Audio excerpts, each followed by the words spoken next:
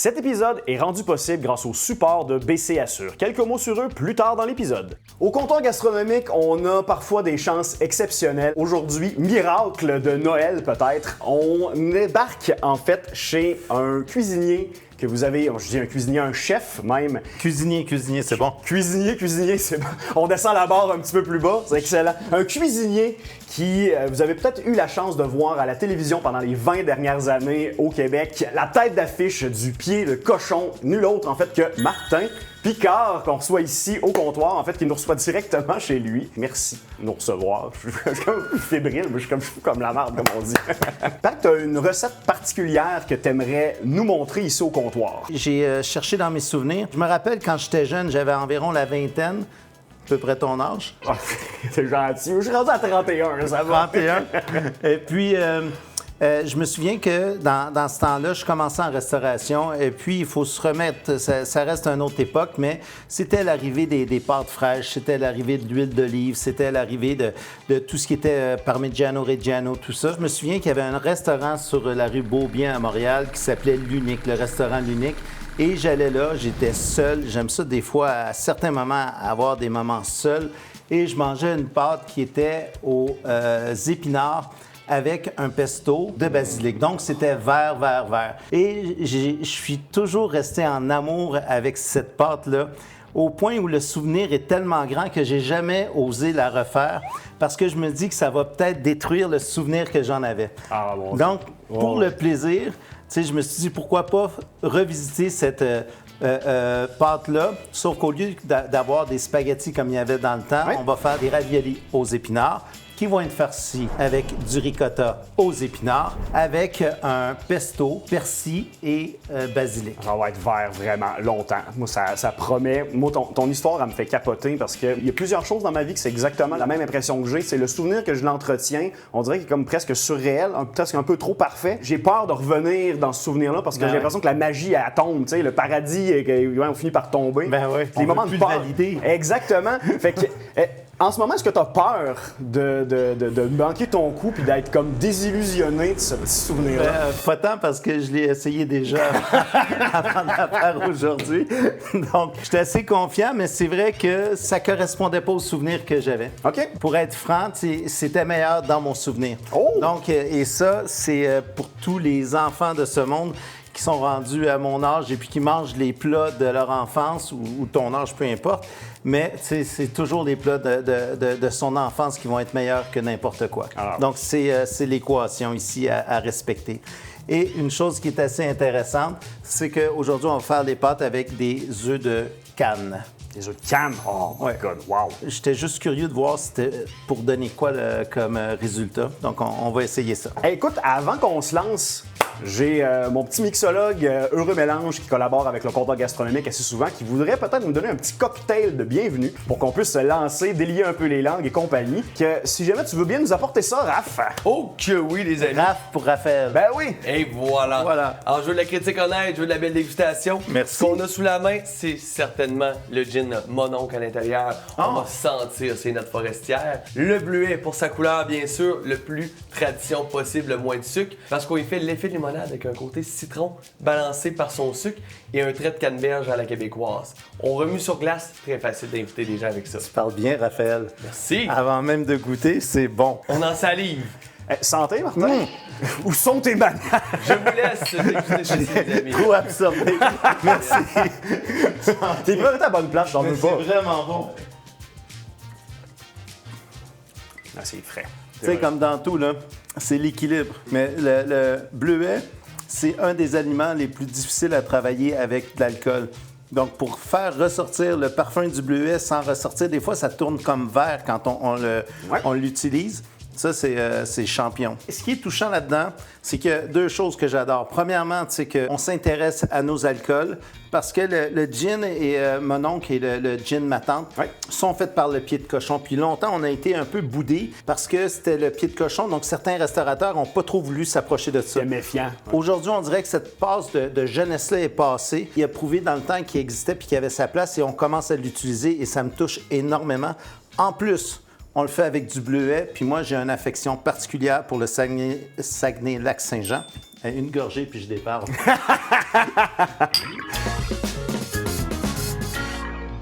Fait que, tu veux-tu juste nous faire peut-être un petit survol des grandes étapes qui nous attendent pour la préparation de ta recette? Bien, en fait, c'est 3 étapes. Donc, aujourd'hui, on le fait avec un robot culinaire, mais à la maison, toutes ces étapes-là peuvent être faites à la main. La première étape, ça va être de faire les pâtes. On a ici la semoule. On va avoir besoin d'un œuf et d'un peu d'huile d'olive. Ensuite, il y a la farce qu'on va faire avec de la ricotta, fromage Parmigiano Reggiano et des épinards. Là-dedans, il va aussi avoir un œuf pour compléter la farce.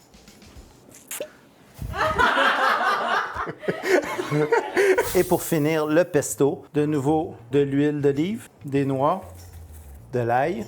Ça va être 2 gousses. Et pour finir, le persil et le basilic. Fait que Martin, aujourd'hui, moi, c'est moi ton sous-chef, hein, fait que moi, tu m'utilises comme bon te semble. On va commencer par cuire les épinards. Donc, pour avoir un beau résultat, il va falloir les cuire et les essorer. Donc, 2 petites secondes, juste le temps de laisser bouillir ça. Après, on pourra attaquer cette étape-là. Pour commencer, on peut faire le pesto. On n'a pas besoin d'épinards. Donc, on va y aller Avec l'engin du démon. avec l'engin du démon. Donc, le pesto, il y a plusieurs recettes. Il y a plusieurs bonnes recettes. Donc, moi, j'en ai une. On y va avec environ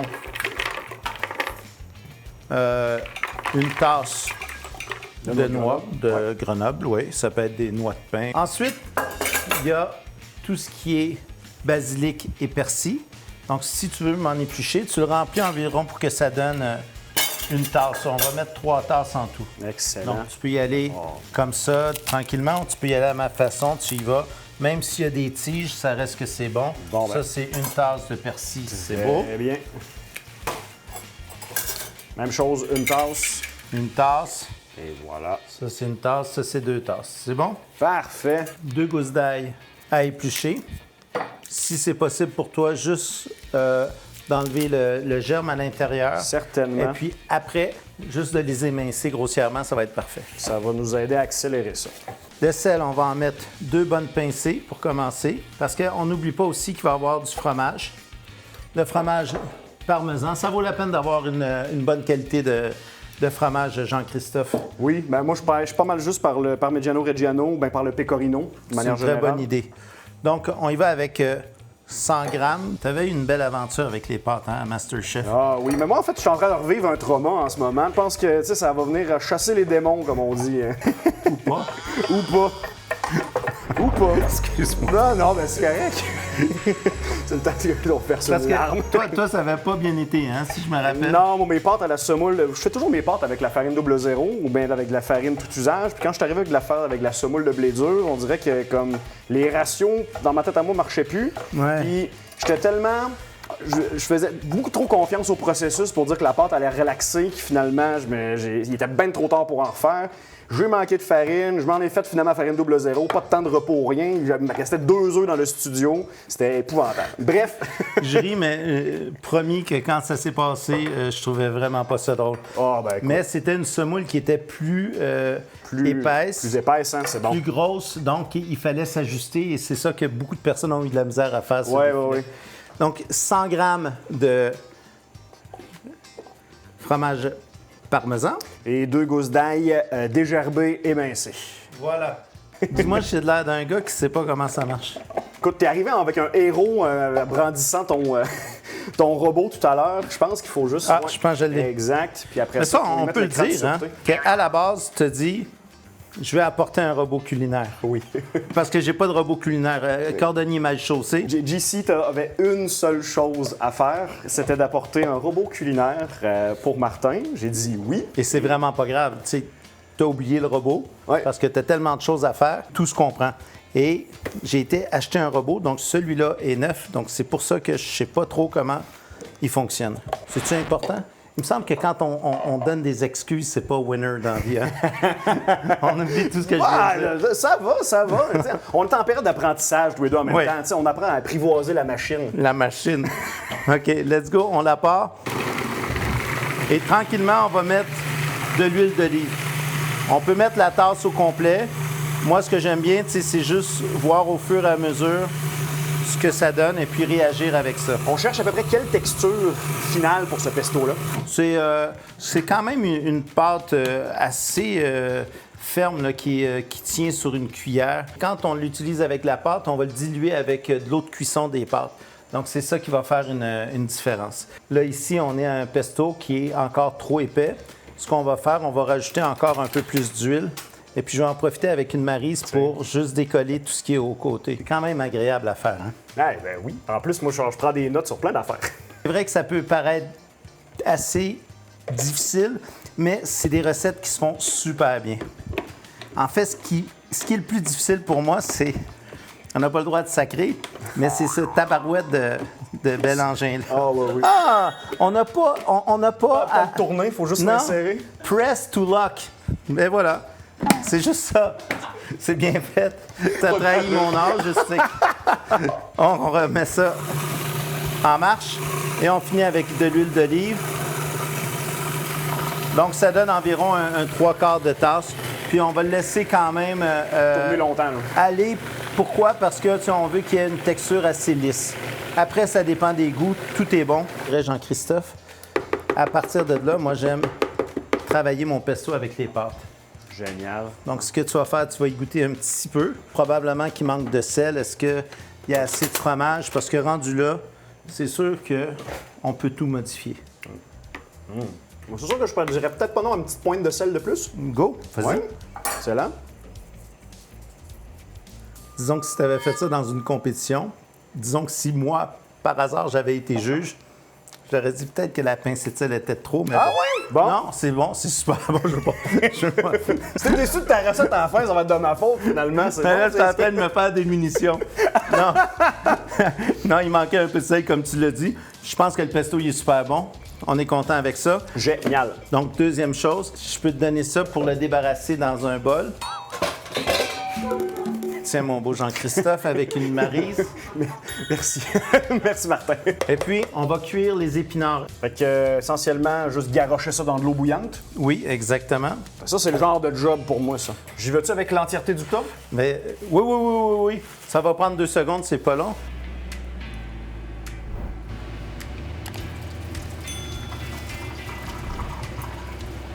Fait qu'on vient se mettre ça ici. Et puis après, tu sais, on aurait pu attendre pour les refroidir. Idéalement, c'est ça qu'il faut faire. Les fixer avec de l'eau froide, par exemple? On peut les fixer avec de l'eau froide, mais comme c'est toi qui le fais, on peut les laisser bouillir. Maintenant, tu vas les saurer. Comme je sais que tu es un gars très courageux. J'apprécie. Moi, les pas game, ça a toujours été ma faiblesse. Ouais. C'est bon, ça. Cochonnerie. C'est vraiment chaud. Épouvantable. Non, Arrête. Mais bref, il faut comprendre que c'est ce qu'on a à faire. On va le faire tantôt, là. On va le laisser refroidir un petit peu, mais il faut vraiment enlever toute l'eau. Parce que sinon, ça va donner trop d'humidité à la pâte, mais beaucoup trop. Donc ça, c'est le résultat final. Donc si je pèse, tu vois, c'est comme une pâte d'épinards. Ouais. Donc il n'y a pas d'eau dedans, mais déjà là, c'est énormément d'humidité qui est à l'intérieur. Si on va arriver à faire une belle farce ou si on va arriver à faire des belles pâtes, il faut que ça soit sec. cette texture-là. Ouais. Tu te souviens, on vient de faire le pesto. Au lieu de nettoyer tout ça, on va le laisser comme ça. Ça va donner un petit kick à la pâte. Ah, mon Dieu, OK, oui, l'idée est vraiment bonne. En fait, j'ai à la pâte à la farce. Ah, OK. J'ai 300 grammes de ricotta que je mets à l'intérieur. Si tu peux me couper un 100 grammes de fromage. À ça, on va rajouter nos épinards. Et ça, je mets ça pour la farce de ricotta. Tu poudrais ça là-dedans. Puis, il va rester un œuf à mettre. Si tu peux me donner peut-être le plus petit des œufs. Celui-là ici, là. Oui. Donc, tu fais juste le casser et tu le mets à l'intérieur. Donc, ça, on a tout ce qu'il faut maintenant pour avoir une bonne farce. En résumé, un œuf, du parmesan, ricotta et les épinards. On repart la machine.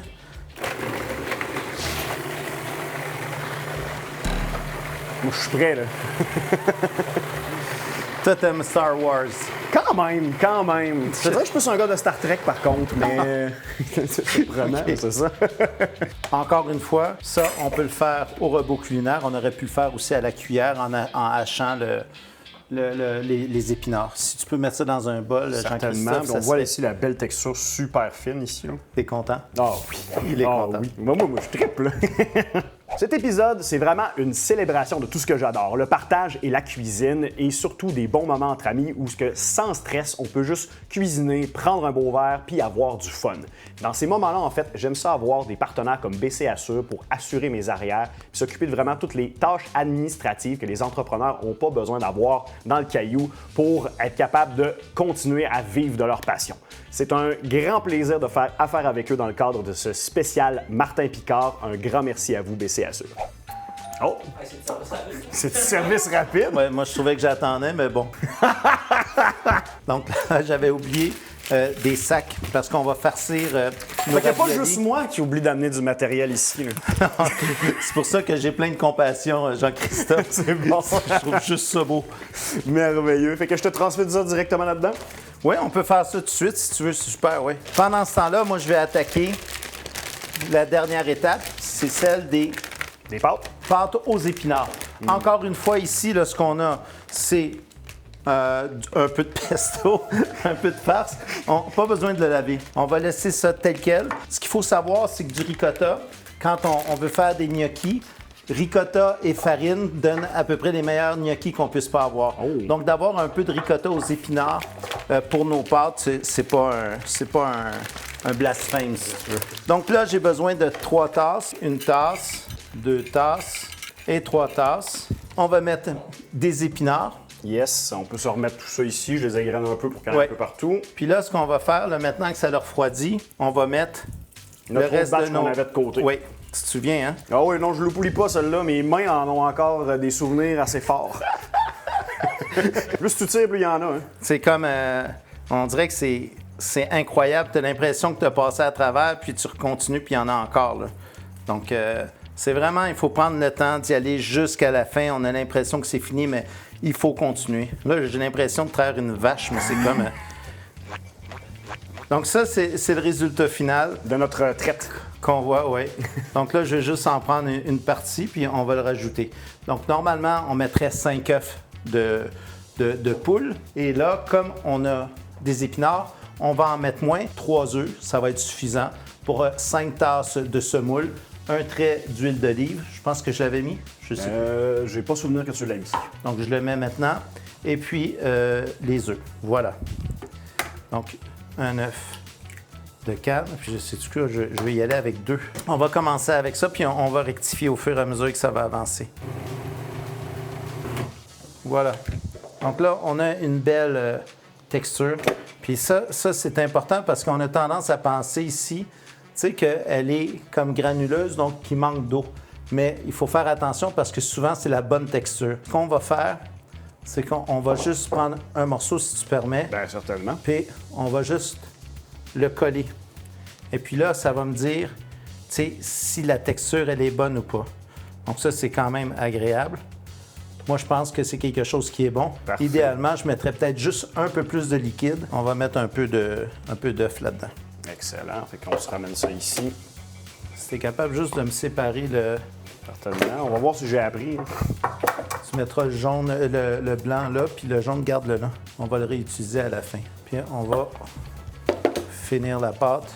Des pâtes, là, quand on fait ça, là, prenez le temps. Il ne faut pas que vous soyez pressé. C'est la meilleure façon de réussir. L'autre façon, c'est là qu'on sait, c'est quand à l'intérieur du mélangeur, à l'intérieur du robot culinaire, ça fait une boule. Donc ça, on sait à ce moment-là que la pâte, elle est prête. Donc là, on y va, on va faire les pâtes Ouais.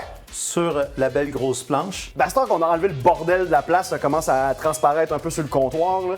Ouais, puis c'est fait juste en un morceau. C'est vraiment une belle pièce. Ah, mais c'est une méchante belle grosse slab de bois. C'est du noyer noir, en fait. C'est mon ami ici, Humble Artisan, qui à Montréal, qui fait des planches de ce genre-là. D'ailleurs, Heureux Mélange, qui nous sert des cocktails, fait d'ailleurs le petit service sur des petites planches funky qui sont faites par Humble Artisan. Des planches également là, qui sont faites avec de l'époxy coloré. C'est vraiment super nice pour faire des belles présentations. Puis ça, ici, c'est rendu mon outil de travail. Je traîne ça vraiment quand je vais faire de la cuisine un peu partout. C'est vraiment rendu un beau produit d'amour auquel je suis vraiment attaché. Vive les artisans. En plus, la Majestic, ça va pas quand même bien son nom. C'est beau, hein? Ah oui, c'est Fait que parfait. fais juste ça, mets-la en boule, puis coupe-moi juste un morceau, une tranche. Ça, c'est trop gros, fait que fais-moi juste une autre tranche à peu près comme ça, sur la longueur. Fait que là, on va juste prendre le temps de travailler la pâte. Donc, ça, je pense que les gens, de plus en plus, ils comprennent comment travailler la pâte. Ce qui est important, au début, c'est de la passer 5 fois dans l'espace qui est le plus élargi. En rajoutant un petit peu de semoule pour éviter que ça colle à chaque fois. Si on a l'impression que ça colle pas, c'est pas nécessaire. Si on a l'impression que ça va commencer à coller, on est mieux d'en mettre parce que au fur et à mesure, on va la rapetisser, l'émincir. Et puis c'est là que ça va être important de mettre de la semoule. Parce que sinon, ça va être trop collant. Donc, je suis rendu à 2 fois. Là, elle est belle. Une troisième fois.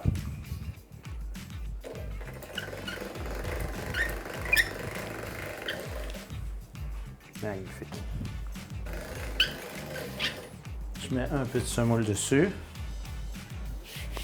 L'épaisseur idéale, finalement, qu'on cherche à aller chercher, à atteindre, ça va ressembler à quoi? Ouais, tu sais, sur la machine, je te dirais, tu vas aller au dernier. OK. Parce que tu vas avoir de la délicatesse dans ta pâte. Mais ceux qui aiment ça, avoir le goût de la pâte dans la bouche, c'est moins de farce, vont arrêter au deuxième. Puis il y a vraiment une différence. Tu vas avoir vraiment l'impression d'avoir plus de farce, de pâte dans ta bouche. Donc moi, pour ça, je préfère aller jusqu'au premier. Ça va être le final. Si l'épaisseur est bonne rendue là, j'arrête. Sinon, je peux le repasser une deuxième fois. Ça va l'amincir un peu plus. Mais d'après moi, ça va être super comme ça. C'est parfait.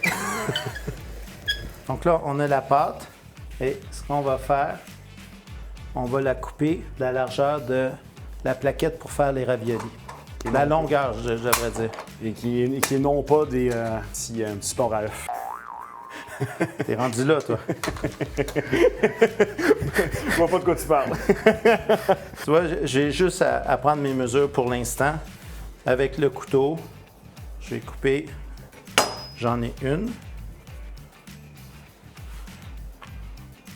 J'en ai 2. Donc ça, à chaque fois, là, 2 feuilles comme ça vont donner 12 raviolis. Fait qu'on a fait quand même une batch qui va nous donner à peu près, 12, presque pas loin de 48 raviolis. Là. Oh oui, ça en donne. Là. Si tu as à faire la boule au complet, ce qui est très important, c'est de toujours avoir une pâte qui soit sèche pour qu'elle puisse se décoller, sinon ils vont coller entre eux. Et sur le dessus, on va toujours avoir un linge sec. Parce qu'il y en a des fois qui pensent qu'il faut que ça soit humide pour garder la pâte humide, mais ça va coller. Maintenant, ton support à œuf, s'il vous plaît. C'est Martin. Ça, en fait, ça sert à faire les formes des raviolis. Oh. Et franchement, la pâte est tellement belle, je pense que je n'aurais pas de besoin. Mais je vais juste mettre un peu d'eau ici, m'assurer Que ça colle que bien. l'adhérence, ouais. Et là, On y va avec la farce. la farce, ça c'est un petit truc parce que je veux pas qu'il y ait d'air. Je mets juste mon doigt dans l'eau un petit peu, pas que ça colle, puis je vais mettre ça ici. Donc pour finir, on met la bande sur le dessus. On va simplement passer le rouleau délicatement dessus. On retourne et puis on va avoir nos premiers raviolis qui vont apparaître.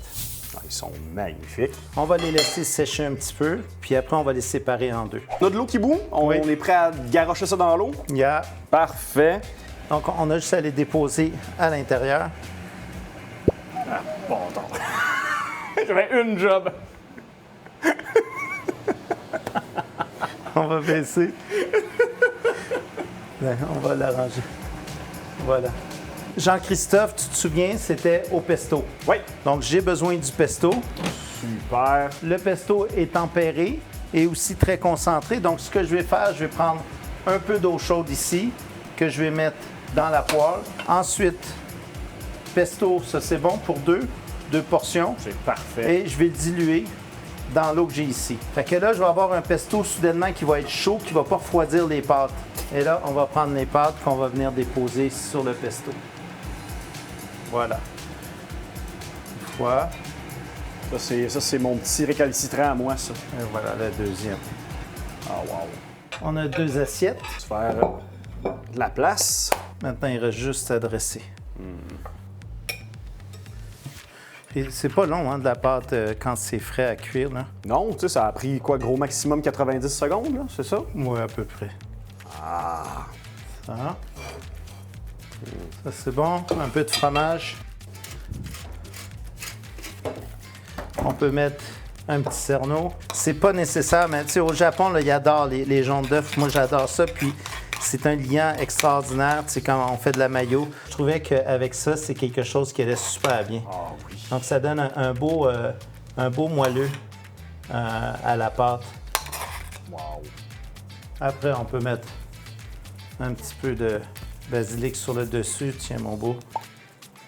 Ça ici. Hein, vous avez une Ah, belle voilà. petite présentation comme ça. Comme ça. Un petit trait d'huile d'olive. Puis c'est tout. Oh! Poivre. Voilà, mon ami.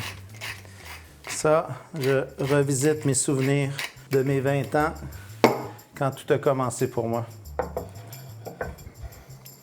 Ça me donne faim, c'est l'enfer. J'ai juste envie de comme, les éclater puis de les manger, genre en m'empiffrant. Mais pendant qu'on était en train de faire ça, il y a Raphaël de Rue Mélange qui nous a bidouillé un cocktail avec... Raphaël. Ben oui. Donc, Raph, tu veux-tu nous apporter ça? Certainement, les amis. Et quand on parle d'une bonne bouffe entre amis, des collègues et autres, on veut pas se compliquer la vie. C'est la même chose avec ce cocktail-là. On y va avec un petit basilic smash réalisé, effectivement, avec votre boisson. On y va cette fois-ci avec la matante. Un gin sans amertume, mais bien du fruit. On aime ça, vous allez voir. Demi-lime, demi-sucre, 5-6 feuilles de basilic, qui va très bien avec ses pâtes. On Oui. shake et on goûte. Santé? À la vie. À la vie, oui. Wow. Ouais, ça va aller. C'est sûr, ça va aller bien avec ça. Pour vrai, j'ai goûté à la farce tantôt, puis comme c'est exactement ce que j'avais dans le nez. Là. Wow. Très bon. On attaque? On attaque. Voici ton outil. Si tu veux, je trouve qu'une belle façon de valider notre amitié, c'est de manger à même. À la même assiette. Tu me ferais cet honneur. Mon Dieu, wow. Si t'es à l'aise, puis l'autre, on va le garder pour toute l'équipe qui mérite de travailler fort, fait que tout le monde va pouvoir y goûter. Ça livre déjà depuis tantôt, j'entends les coulisses de bave qui dégoulinent dans le coulisses. Bon appétit. Bon appétit. Je vais même me prendre un petit morceau de basilic en plus.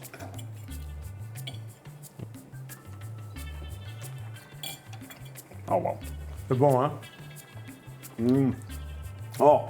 Le crémeux, tu sais, dans le pesto, on sent vraiment la noix de Grenoble qui est au travers. Ouais. C'est vraiment un goût qui est bienvenu. Puis le jaune d'œuf, c'est vraiment une bonne idée parce que pour vrai, ça rajoute vraiment un moelleux. J'ai dit que je l'avais essayé, tu sais, je me suis Ouais. préparé avant. Franchement, ça me rappelle vraiment plus ma vingtaine quand j'étais au restaurant L'Unique. Ça a été un réel plaisir et si ça peut faire une différence, moi, tant mieux. De mon côté, c'était juste de la joie. Tellement content de ta proposition. Moi, j'ai eu du fun. J'ai appris à refaire des pâtes sur le sens du monde. J'ai un traumatisme qui a sans doute comme été réglé. Fait que j'aurais plus de problème à refaire des raviolis à la maison. Tu auras ma parole. Ouais. Il faut que faire du ravioli, ça devienne comme faire du vélo. Oui. C'est la même patente. Et puis à ce moment-là, tout est possible, puis ça se fait en 15 minutes, ça prend pas de temps. Voilà, mon beau Jean-Christophe. Merci, Martin. Pour vrai, là, c'est vraiment une recette précieuse que je vais refaire. Puis, dans 30 ans, peut-être que j'oserai la refaire à la maison. Ah, ça, c'est beau. C'est bien dit. Puis il faut que les gens la fassent aussi à la maison. Oui. C'est très important. D'ailleurs, si jamais vous avez l'occasion de faire la recette de Martin, juste laissez dans les commentaires comment est-ce que vous avez trouvé cette recette-là. C'est vraiment super bienvenu d'avoir vos opinions. Encore une fois, À la vie. à la vie. À la vie, mon ami. Merci à tous nos supporters financiers, nos membres Patreon et un merci plus spécial à BC Assure, partenaire entrepreneurial d'avenir.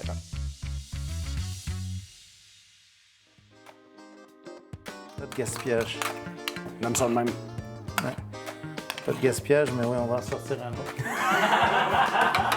Parfait. Fait que je vais venir me frotter un peu comme ça ici et ça te dérange pas. Mais je préfère avertir. Hein. Garde-toi, c'est ton jour. On va juste On le va mettre. se réélargir le trou. Hein. Ouais. Non, il y avait quoi dans ton cocktail, Raph? Hein? T'as vraiment des talents insoupçonnés, Jean-Christophe. Écoute, tu savais ce que je faisais mes soirs de semaine? Eh non, je veux pas savoir. T'es sûr? Regarde, j'ai des gants sinon. Ça me dérange absolument pas. Moi, j'ai été élevé à 4 pattes dans la boîte à manger des bébites puis des vers de terre. Fait que je peux te dire que c'est pas 2-3 morceaux de doigts qui vont me défaire la santé. Non, je le sais. Ça, j'ai pas encore 40 ans, Martin, fait que pas tout de suite. OK. Il y a une thématique, hein? T'as grandi le trou, puis là, tu t'en vas direct dedans. Je suis plus capable. Il est heureux. J'adore.